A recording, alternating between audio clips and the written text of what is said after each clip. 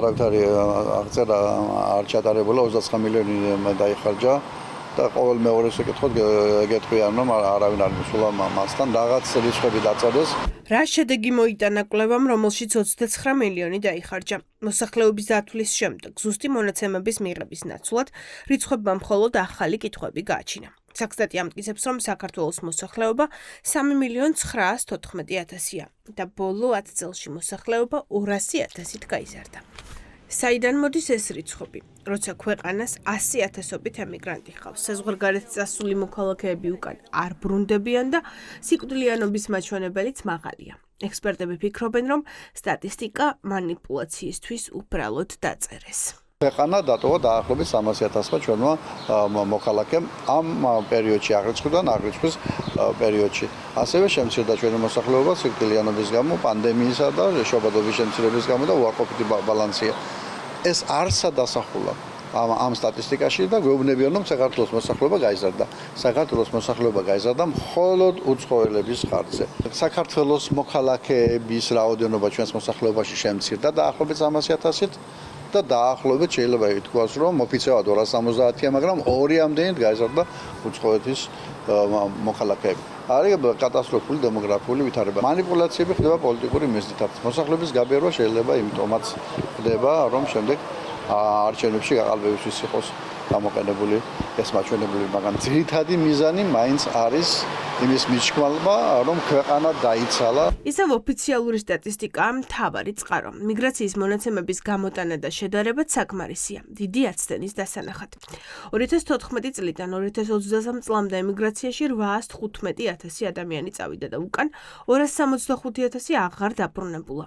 ემიგრაციის ტემპი 2024 წელსაც არ შეცვლილა. მაშინ საიდან მიიღო საქსტატმა გაზრდილი მოსახლეობა? აღმოჩნდა, რომ აქ უცხოეთის მოქალაქეები ჩათვალეს მიუხედავად იმისა, ერთი წლით ჩამოვიდნენ თუ ერთი დღით. პირველი ეს არის მეთოდოლოგიის ნაწილში ის რომ არარეზიდენტი მოქალაქეებიც ვინც აქ ცხოვრობენ ისინი არიან გაყვანილი და ამან რა თქმა უნდა რიცხოვნურ მაჩვენებლებში მატება აჩვენა და მეორე ჩვენი მოქალაქეები რომლებიც დროებით არიან საზღვარგარეთ და საზღვარგარეთ იმყოფებიან დროებით ისინიც გაყვანილნი არიან იმაში რომ ისინი არიან საქართველოს მოქალაქეები და აღწერაში მოხვდნენ. აი ამ ორი პარამეტრის საფუძველზე არის მიღებული ის მაჩვენებელი. ეკონომისტები ეჭვობენ რომ საქმე ხელოვნურად გაზრდილ რიცხვებთან გვაქვს. უცხოელების რიცხვი 2014 წელთან შედარებით 9-ჯერ არის მომატებული. საეჭვო მიაწერეს თუ არა მონაცემებში ემიგრანტებით, საბოლოოდ კი რეალური აღწერა და შედეგი არ არსებობს. სპეციალისტები საქსტატისგან პასუხებს ელოდებიან.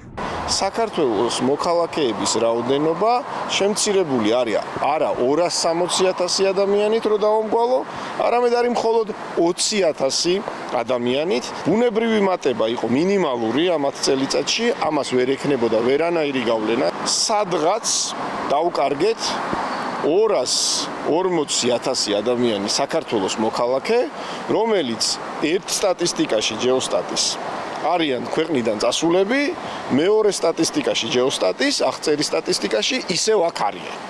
კითხვა მაქვს ჯეოსტატთან, სად არიან ეს ადამიანები? არიან საქართველოში თუ არიან ამ ქვეყნის გარეთ? რა მონაცემსაც ვხედავთ, სასურველ სურათს ვდებთ ამ შემთხვევაში ვხედავთ ქართული ოცნებისთვის, რომ ის ამბობს, რომ მოსახლეობა იზრდება და იზრდება უცხოელების იმიგრაციის ხარჯზე. უცხო ქვეყნის მოქალაქეების ხარჯზე გაზრდილ მოსახლეობაში ქართული ოცნება პრობლემას ვერ ხედავს. ეხლა განსაკუთრებით შესაძლებლობა მეტი აქვს საზოგადოების გარკვეული ნაწილი გადის ტურისტად. ზოგი ცდილობს რომ დარჩეს უკეთეს შემოსავლის მისაღებად, მაგრამ ეს არ არის მხოლოდ საქართველოს საზოგადოებისათვის დამახასიათებელი ტენდენცია. რატო უნდა იყოს რაიმე გაყალბებული? არის მდგომარეობა ისეთი, როგორც არის აი ამ კვლევებში. პოლიტიკურად საბურთალო თემა არ არის, როგორც ეს გახადეს ჩვენმა ოპონენტებმა. 3.914.000 ადამიანიდან რამდენია რეალურად საქართველოს მოსახლეობა? ვინ არის ტურისტი, ვინ ბინადარი? მიათვალეს თუ არა მონაცემებს ქვეყნიდან წლობით წასული ემიგრანტები. ამ მონაცემებს სავარაუდოდ მხოლოდ მომავალ წელს შევიტყობთ სტატისტიკის სამსახურისგან.